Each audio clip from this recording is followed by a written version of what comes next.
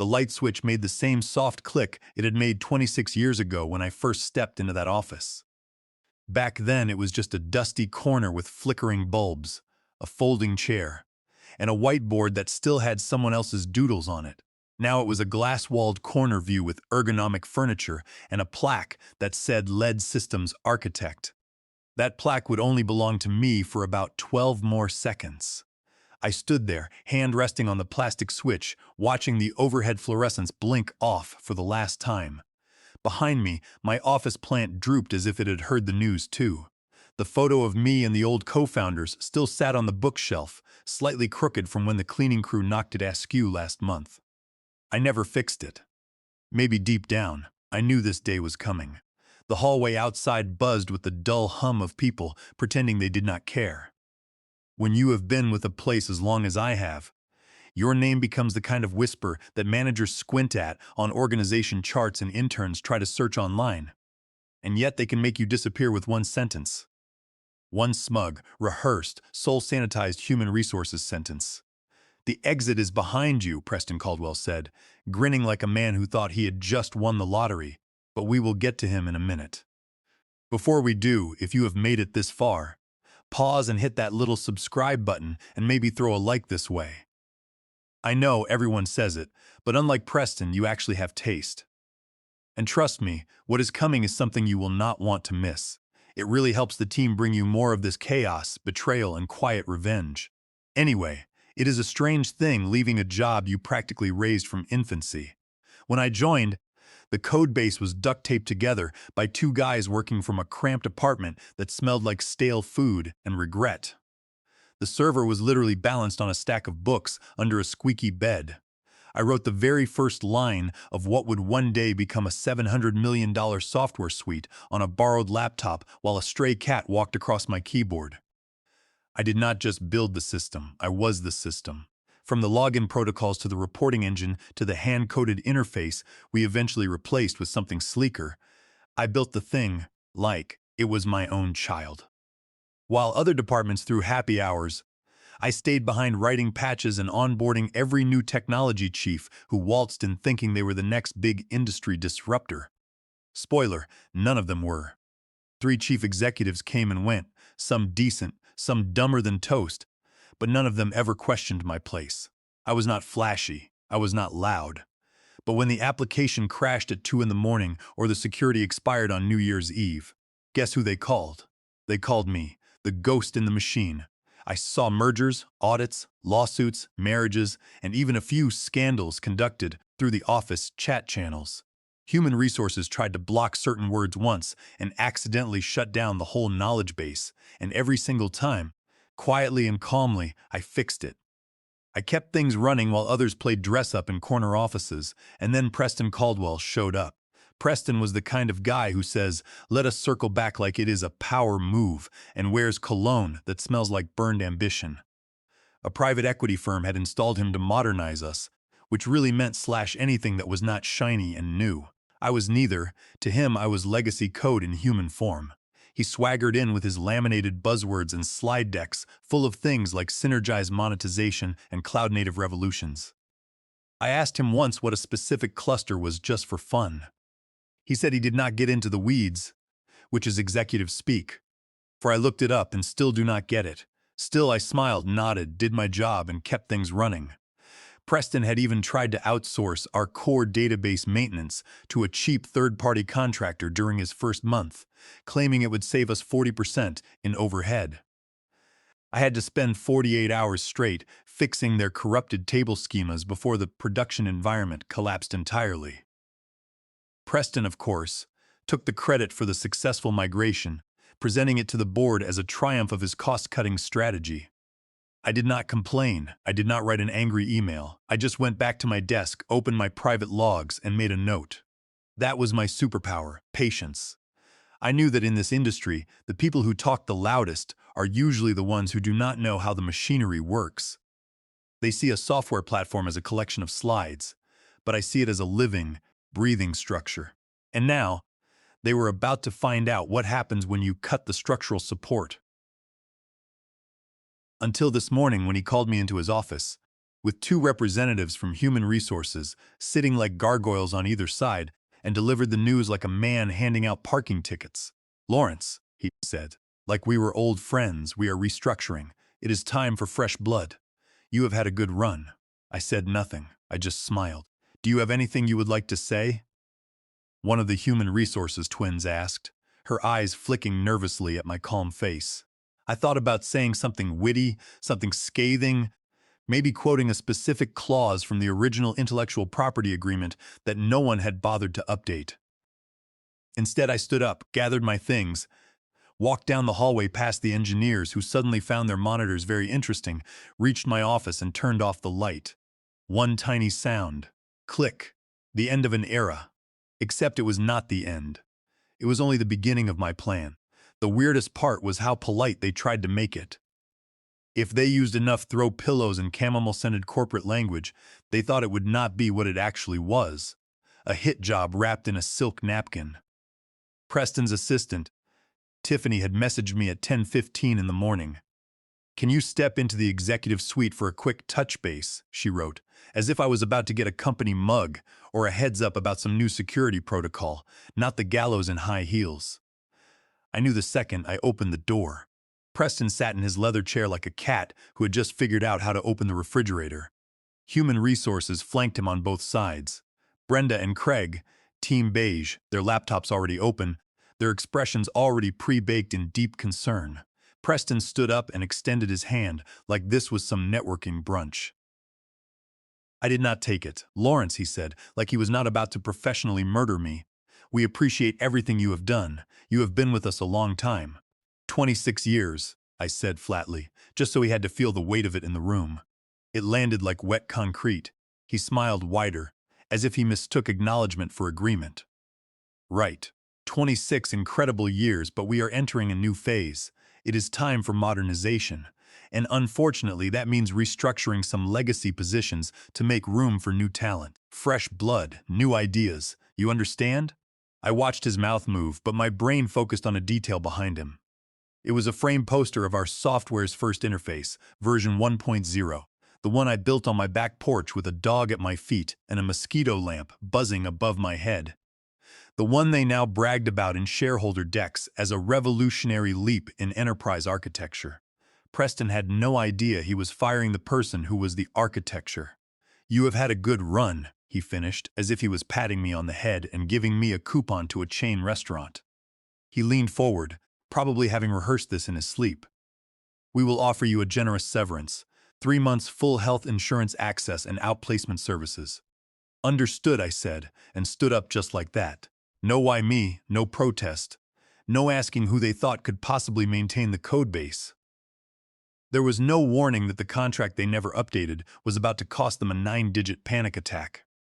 Craig blinked. Brenda's eyes narrowed. Preston tilted his head like a confused dog. I watched it land on them. They expected tears, maybe a desperate plea. What they got was a silence so calm it became unsettling. "Lawrence," Preston said slowly, "is there anything you want to ask?" I thought about it for one heartbeat. Then I said, "No," and turned to go. The hallway outside felt colder than it should have. People glanced at me, then quickly away as if eye contact might get them fired too. Cowards, every single one of them. I had onboarded half of them, fixed their bugs, and signed their time-off requests when their managers were off getting drunk at team strategy retreats. I passed the operations pit where someone was microwaving fish. Of course they were. I made it to my office, taking the long route on purpose. I wanted them to see me, not to gloat, just to witness. Once inside, I shut the door and stared out the window at the light October drizzle tapping the glass. I stood there a moment before moving. I did not pack much. Just my laptop, the red leather binder that lived in the back of my filing cabinet, and the ceramic mug that said "Coffee first, bugs later" in fading black letters. The mug had a hairline crack that caught the sunlight like a fault line, fitting. I glanced at my bookshelf and left everything else. Let the interns inherit my copy of Clean Code. Let Preston keep the framed photo on the wall, the one where I stood beside the co-founders at the launch party, before any of them knew what they were doing, before they started calling me legacy like it was an insult. I zipped up my tote bag, walked out without a sound, and took the stairs down 5 flights. I did not want to share an elevator with someone who would pretend they did not know what just happened. Outside, the wind was sharp. I did not flinch. I walked to my car, turned off my phone mid-buzz, and sat in silence. Let the rain fall. Let the server stall. Let Preston think he had just executed a clean win. He did not know yet, but he would. There is a difference between silence and surrender. One of them comes with a lawyer. The phone was the first to go. Powered off mid-vibration, mid-email, mid-whatever. The screen dimmed to black like it had finally been relieved of duty, and I slid it into the glove compartment like a sleeping pill. I never intended to wake it up. The company laptop joined it unopened. They would get it back when they earned it, or when someone from the legal team came crawling to retrieve it, whichever came first. The rain picked up, tapping on the windshield like the universe was slow clapping. I did not drive home. I drove east, away from the office park, past the dead-eyed strip malls and forgotten pizza places, toward a spot I had not been to in years. It was a little cafe tucked behind a public library, the kind of place with chipped saucers, mismatched chairs, and wireless internet that might work if you begged it nicely. I parked, took a breath, walked inside, and let the warmth wash over me like a security blanket stitched from espresso and cinnamon rolls. Lawrence, the owner, blinked. Haven't seen you in what, a decade, 15 years? I smiled. Still make those molasses cookies? She grinned and pointed toward the glass case. Only for the loyalists. I ordered one, sat down in the far corner where the seat still wobbled if you shifted your weight wrong. I did not mind. It made things feel human. From my tote bag, I pulled out the red leather binder. The edges were worn, the corners bent like a book that had been reread through several past lives. I laid it on the table like an offering. No one around me knew that inside that binder lived the potential end of Preston's career, and maybe the company's entire illusion of control. I opened it to the first tab, Initial Agreement. Lawrence Vance, dated over 2 decades ago, signed with a pen that had since exploded in my desk drawer. Back in year 1, we were 4 people sharing a borrowed conference room and 1 busted coffee maker. I wrote the code, every single line. The founders knew it. I did not take a salary that first summer because they were burning investor fumes just to keep the lights on. So instead we agreed on paper, notarized, scanned twice, and emailed to 2 different accounts for redundancy, that the intellectual property would remain mine. Specifically, ownership of source code, libraries, and compiled executables shall remain with the author Lawrence Vance until full equity conversion is completed and documented in writing. They called it a placeholder. They said it would be updated when we went legitimate. Except we never did. Oh, sure, we incorporated, grew, built client portfolios, and hired interns to write chatbots that told us when it was someone's birthday. But the clause, the handoff, it never got cleaned up. Too much momentum, too many shiny distractions. Preston's predecessors probably assumed it was done already. Preston himself would not have recognized a legal trap if it bit him in his online profile. I flipped to the second tab, an email chain from the year 2011 where I reminded the co-founders. We still need to revisit the intellectual property assignment. I am not incorporated into the Master Software Trust yet. Their reply was simple: we will loop in legal when we have bandwidth. For now, thanks for keeping us moving. Bandwidth. That was their word for we will forget this on purpose. I kept everything, every reminder, every avoidance, every shrugging response. The binder was not just proof, it was time travel. Every page reminded me of late nights debugging interfaces that no one else understood, of negotiating our first client agreements while the chief financial officer panicked. And there it all was, a living record that said, you may have built the skyscraper, but I still own the foundation. I sipped my coffee, the molasses cookie melting perfectly against the heat. My fingers hovered over my personal laptop keyboard, the one I bought myself years ago, the one no company could demand back. I opened my email to Nate Harris at the law firm, Harris & Partners. Subject: Intellectual Property Assignment and Licensing Rights. Hi Nate, ready to talk? Just had an interesting morning. Let us set up a call. I attached scans of the binder tabs and clicked send. Then I closed the laptop and just breathed. No pings, no chat emergencies, no performance reviews built by people who could not spell database queries. Outside, the rain slowed to a drizzle. Inside, I watched a man try to plug in his charger upside down 3 times. The world kept turning. They thought they deleted me with a 6-minute meeting and a smug smirk. But they did not know I kept receipts, and every clause is a fuse waiting for the right match. At 11:10 in the morning, the East Coast Healthcare portal timed out mid-login for 6 hospital administrators trying to pull quarterly compliance reports. 5 minutes later, the insurance claims processor flagged 4 internal errors. Module X032 was not responding. By 11:22, a government contractor from Washington left a voicemail for our client success manager. Why can we not access the custom dashboard you promised? The thing about enterprise software is it does not implode with a bang. It cracks quietly and then all at once. At 11:30, someone in the technology department, probably Sean, judging by the panicked string of diagnostics that hit the server logs, realized the automatic authentication flow was not just stalling, it was locked. The back end was refusing credentials like a bouncer with a grudge. Error. Permission denied. Insufficient clearance. It was not a firewall issue. It was not a routing problem. It was the system itself saying, I do not know you. The core modules, the ones I wrote in the first year and wrapped in a custom layer of encryption and handshake verification, were sealed off like a panic room. The legacy keys had expired weeks ago, and the updated authentication handshake. Let us just say, I was the only one who ever rotated it on a schedule no one else ever tracked. Human resources might have deactivated my email, but they did not touch the substructure because they did not even know where it lived. By 11:58, Preston Caldwell was in the server room, which was not his natural habitat. Security footage later showed him storming in like a preacher, trying to cast out demons, yelling at the equipment racks like they had personally offended him. Just reboot it, he barked. You want us to reboot the production environment? Sean asked, blinking like a hostage. Yes, clear the cache, reset the containers. We do not use containerization for the core modules. Someone mumbled in the back, delete whatever is blocking access. He was shouting at air by then. Sean turned pale as he stared at the script outputs rolling across the monitor. Timestamps blinking, access loops failing, fallback credentials spinning like a car stuck in deep mud. By 12:15, sales got the first angry call from a Fortune 100 client. Someone in procurement was unable to verify invoice packages. The portal glitched out and reset to an interface from several years ago. It looked like an archaeological dig site. Then came finance. Then the legal department got involved.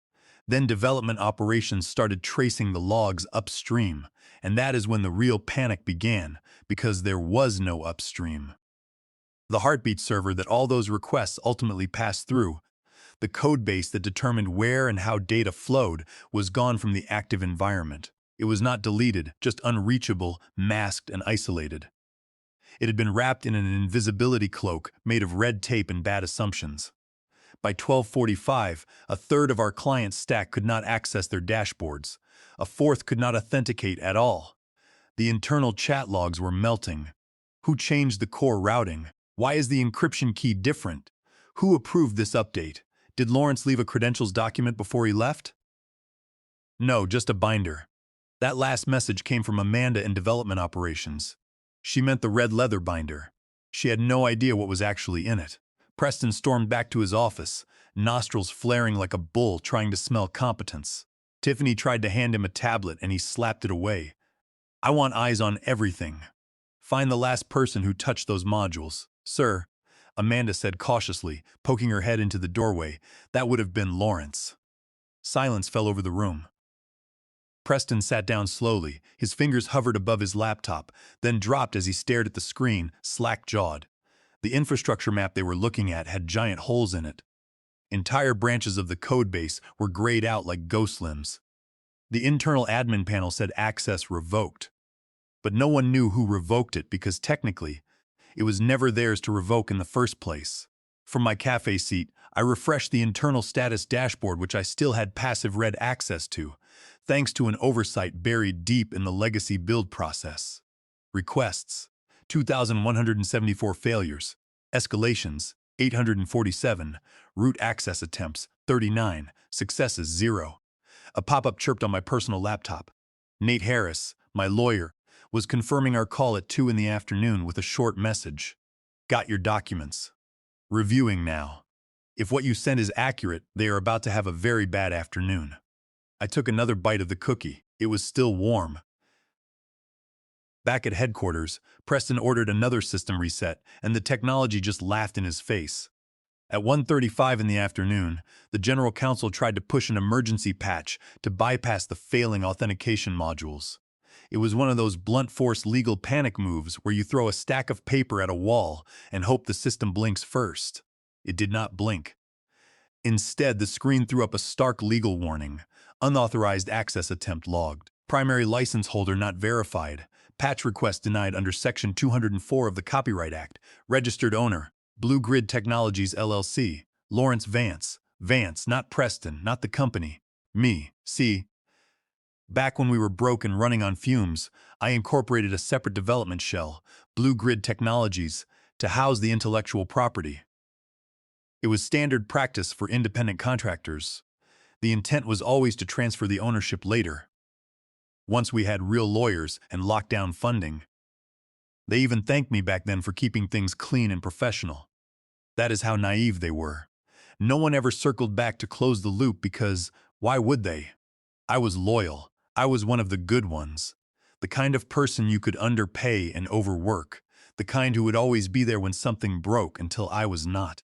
So when the General Counsel tried to patch the failing code, the system called out the one name no one had spoken aloud in 6 hours. Mine. That was when the nuclear call chain lit up. First, the legal team called the technology team. Then the technology team called development operations. Then development operations called human resources. Finally, human resources, with sweaty palms and twitchy inboxes, called Preston. Sir, we have a problem. Preston, red-faced and foaming with bruised ego, marched into the war room they had converted from an old design studio. The founder's portrait stared down at them from the wall, back when the company had more hair and fewer lawsuits. What do you mean Lawrence owns the code? Preston demanded. Amanda slid her laptop across the table. Not the code itself, technically, but the shell company, the licensing environment, and the executable layer that governs access. It all routes through Blue Grid, which he owns, and which we never officially merged or acquired. Preston blinked like someone trying to read a field sobriety test backwards. The General Counsel, pale and sweating through his collar, cleared his throat. There is also the matter of Clause 8.4. Clause what? Preston snapped. From the original agreement, the lawyer said. Licensing rights remain with the author until transferred or renegotiated in writing. It has never been renegotiated. You are telling me he owns our software? Preston whispered. I am telling you, the lawyer replied. We never stopped him from owning it. Silence fell over the room like a dropped casket. Then someone whispered what everyone else was thinking. Why the hell did we not update the assignment clause? And suddenly, the founder, Julian Kingsley, was on the speakerphone, calling from Lisbon. He was mid-sip of something expensive when the panic reached his inbox. What the actual hell do you mean Lawrence owns the platform? He barked across the connection, his voice cracking the air. Preston tried to spin it as a temporary permissions error, claiming they had agreed to assign the intellectual property years ago. The General Counsel cut him off, explaining that no one had ever signed the assignment updates. The founder lost his temper completely, screaming at Preston for letting me walk out with a $700 million skeleton key. Legal started scrambling immediately, drafting retroactive assignments and searching online for corporate asset seizure protocols, but they all knew it was useless. They were locked out and the key was in my pocket. They printed a list of all users with elevated access, hoping to find a back door, but I had built the infrastructure too well.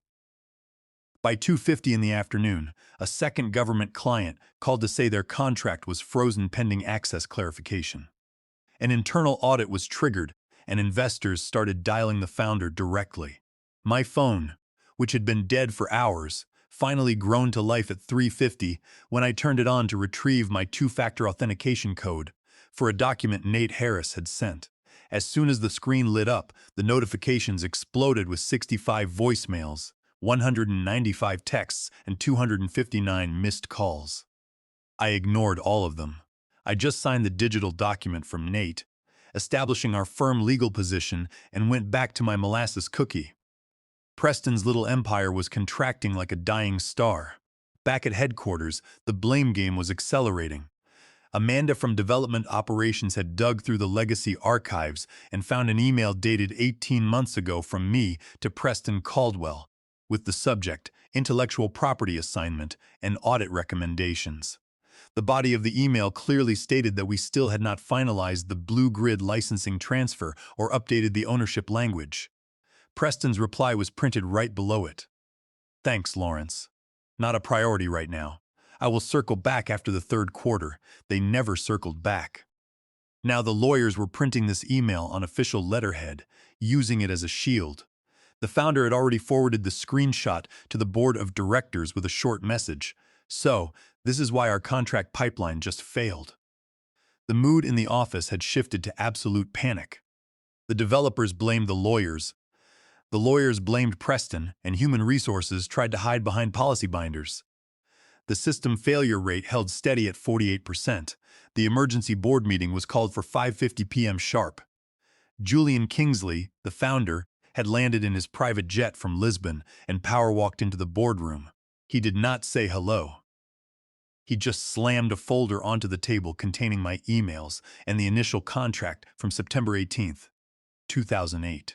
He read Clause 8.4 aloud.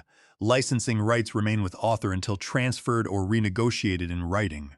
The General Counsel confirmed that the licensing entity, Blue Grid Technologies LLC, was active and registered to me.